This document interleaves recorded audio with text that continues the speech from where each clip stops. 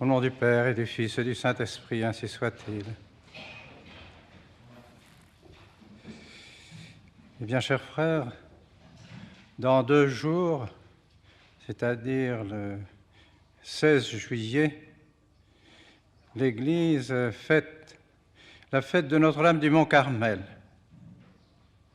Hélas, depuis les réformes récentes après le Concile, cette fête passe presque sous silence.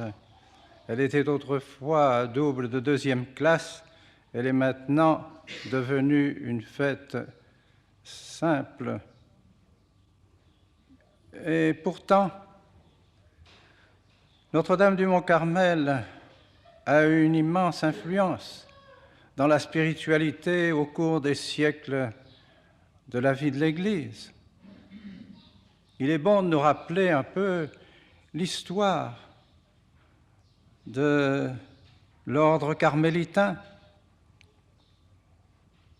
d'autant plus qu'aujourd'hui, avec la grâce de Dieu, nous assistons auprès de notre fraternité, nous pourrions presque dire dans notre fraternité, à la résurrection de Carmel authentique, ce dont nous nous réjouissons grandement. Le Carmel rappelle le mont Carmel de la Palestine et le carmélitains ont voulu, dans la naissance de leur ordre, se rattacher dans une certaine mesure au prophète Élie, parce que l'histoire ancienne nous rappelle qu'Élie, le prophète, a vécu pendant de longues années dans la solitude, dans une grotte du mont Carmel, le mont Carmel qui domine de 500 mètres le niveau de la mer, au-dessus d'Haïfa, dans un lieu privilégié de silence et de beauté en même temps. C'est au cours des croisades que des prêtres ont voulu se réunir au mont Carmel, protégés par les croisés, et ont voulu, à l'image du prophète Élie, vivre une vie de solitude, de recueillement. Et ils se sont mis sous la protection de Notre-Dame du Mont Carmel. Dès les débuts, ces carmes ont eu une grande dévotion pour la très sainte Vierge Marie. Elle devait d'ailleurs le leur rendre plus tard. Mais ces religieux, comme beaucoup d'autres d'ailleurs, qui avaient accompagné les croisés au cours du XIIIe siècle, ont dû, à la fin du XIIIe siècle, disparaître, et beaucoup d'ailleurs d'entre eux ont été martyrisés, massacrés par l'invasion musulmane, toujours anti-chrétienne. Et ce n'est pas d'aujourd'hui. Et l'histoire se renouvelle et continue. Nos confrères, nos coreligionnaires du Liban sont aujourd'hui encore plus menacés que jamais par l'invasion de l'islam et risquent bien aussi d'être même massacrés, comme d'ailleurs beaucoup d'entre eux l'ont déjà été au cours de ces dernières années. Et alors, un certain nombre d'entre eux, déjà avant l'invasion musulmane, s'étaient réfugiés en Europe. Et chose curieuse, le premier coup de vent qu'ils font dire, ils le font dire précisément dans la région de Valenciennes. Région de Valenciennes où nos carmélites se trouvent aujourd'hui. Nos carmélites aussi ont fondé dans la région de Valenciennes leur premier couvent. Comme quoi l'histoire a des surprises et des indications providentielles. Et de là, ils se répandirent en Europe, mais avec beaucoup de difficultés, au cours du XIVe, XVe siècle, ils eurent beaucoup de difficultés parce que les évêques et les ordres religieux déjà existants estimaient qu'il n'y avait plus de place pour un ordre aussi important que celui du Carmel et qui se répandait rapidement. Et alors ce fut cependant grâce au pape qui leur donnèrent des approbations qu'ils purent subsister. Mais ce fut surtout lorsque sur les prières de Simon Stock, Saint Simon Stock, anglais, carme, sur ses prières, la Très Sainte Vierge lui apparut et lui dit que ceux qui porteraient le scapulaire qu'elle lui montra alors, que les personnes qui mourraient revêtant le scapulaire du mont Carmel iraient au ciel et que s'ils devaient passer au purgatoire, le samedi qui suivrait leur mort, ils rejoindraient le paradis, le ciel. Cette dévotion se répandit rapidement dans toute l'Europe et ce fut des années de gloire pour les carmes jusqu'au moment où vint la nécessité d'une réforme provoquée par l'abandon général de la ferveur dans la vie religieuse.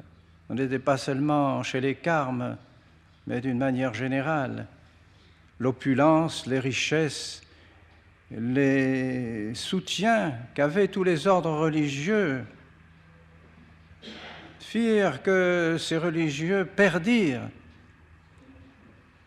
l'esprit de pauvreté, l'esprit d'obéissance, l'esprit de clôture et par le fait même la piété et la ferveur. Et alors Dieu suscita Sainte Thérèse d'Avila au XVIe siècle. Elle naquit en 1515 et ce fut de nouveau une réforme extraordinaire de l'ordre du Carmel. Réforme pour les moniales et réforme aussi pour les pères carmélitains. Mais l'histoire de l'Église est une histoire qui est faite de persécutions, de douleurs, de disparitions, de rénovations. Vint la Révolution française. Ce fut de nouveau la désolation, la persécution, la ruine des couvents, des carmes, partout. Et cette révolution qui se répandit dans le monde entier répandit aussi la douleur et la misère et la dispersion des religieux, des religieuses et la ruine des couvents. Et puis, après la Révolution, par cette période plus ou moins calme du XIXe siècle, les couvents renaissent. Mais voici que à nouveau, une période de désolation va naître, c'est la période du Concile. Alors que les congrégations religieuses semblaient renaître et retrouver une certaine prospérité, désormais ce ne sont plus des ennemis de l'Église, de l'extérieur de l'Église qui vont ruiner les congrégations religieuses et les diocèses et les couvents. Ce sont les membres de l'Église eux-mêmes. L'Église va, comme le disait Paul VI, va s'autodétruire, s'autodémolir. C'est le clergé lui-même, les religieux lui-même qui vont fermer leurs portes. Parce qu'ils vont vouloir changer, se transformer, se mettre dans l'esprit du monde, absolument contraire à l'esprit religieux. Plus de clôture, plus d'habits religieux, plus d'office divin, plus de prière. Comment les ordres religieux peuvent-ils vivre alors qu'ils sont basés précisément sur ces vertus religieuses et particulièrement sur la prière et sur l'office divin? Alors c'est de nouveau la ruine, et une ruine, je dirais, encore plus profonde, plus radicale que les précédentes. Parce que c'est l'esprit même qui est atteint, c'est l'esprit religieux lui-même qui est atteint. Alors l'ordre carmélitain ne fera pas exception aux autres. de même que les jésuites, de même que les dominicains, l'ordre carmélitain connaît maintenant une crise sans précédent. Plus de vocation, les noviciats se ferment, les couvents se vendent, les carmes disparaissent.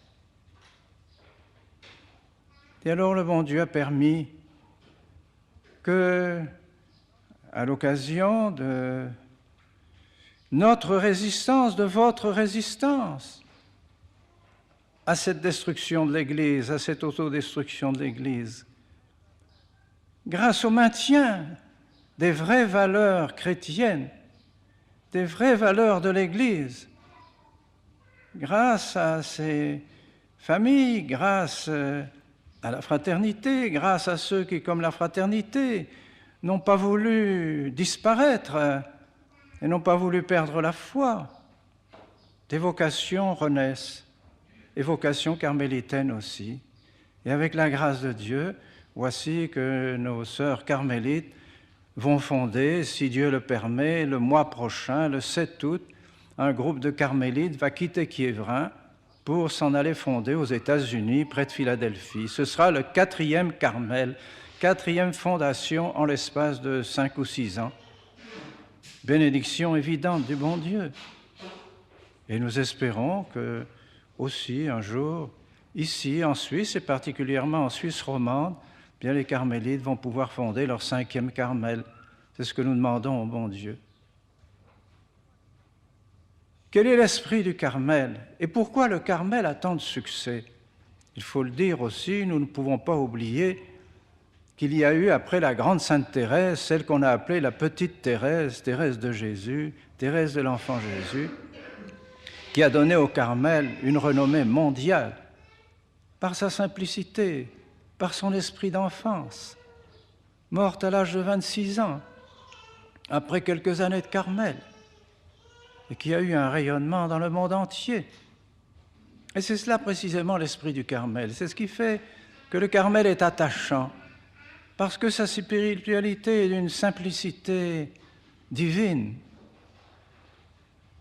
L'esprit du Carmel, c'est plutôt un esprit érémitique qu'un esprit cénobitique. Voyez-vous, sont plutôt des ermites que des personnes qui vivent en communauté. Certes, elles vivent en communauté, mais l'esprit du Carmel est de vivre dans sa cellule. La carmélite vit dans sa cellule avec le bon Dieu. Elle se retire du monde, elle se sépare des choses du monde et elle ne vit pas en communauté. Même lorsqu'elle travaille seule. Elles ont des ateliers, ce qu'elles appellent des ateliers, qui sont dans des petites salles isolées où la carmélite travaille seule avec Dieu, pour trouver Dieu, pour vivre avec Dieu. Elles ont des actes de vie communautaire. Elles prennent leur repas ensemble, elles prient ensemble, elles ont une récréation ensemble. Mais leur vie, d'une manière générale, est plutôt une vie d'ermite dans leur Carmel, pour trouver Dieu, pour vivre avec Dieu, dans la présence de Dieu. Et puis, ce qui caractérise également le Carmel, c'est sa dévotion à la Très Sainte Vierge. Le Carmel est marial, essentiellement marial.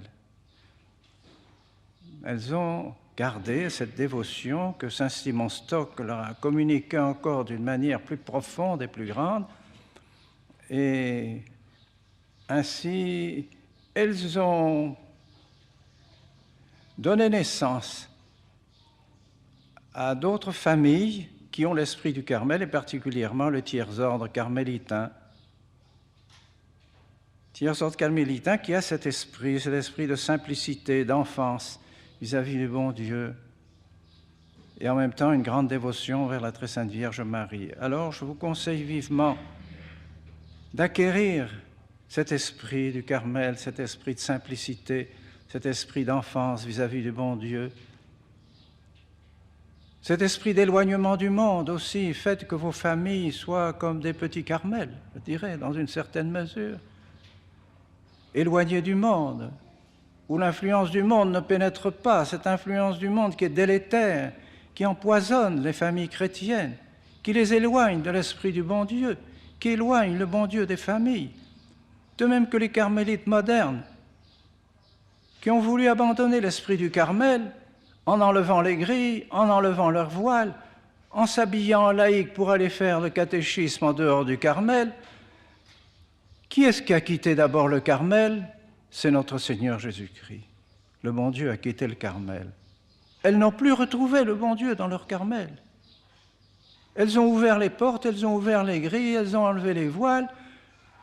Dieu est parti, notre Seigneur est parti, il a quitté le Carmel, le premier, et les sœurs se sont retrouvées seules.